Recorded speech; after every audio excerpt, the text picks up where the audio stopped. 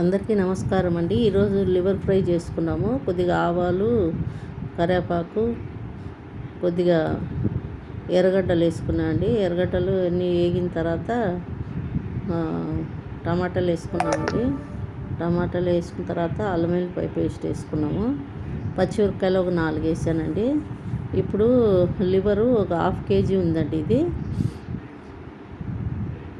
ఇప్పుడు ఈ లివర్ వేసేసి బాగా ఒకసారి ఫ్రై చేసుకున్నాము. ఇప్పుడు గరం మసాలా అండి, ఇది కారము, ధనియాల పొడి,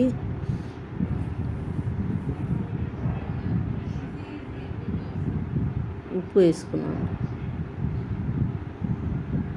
ఉప్పు వేసుకొని కొత్తిమీర కూడా వేసుకొని మూత పెట్టేద్దాము.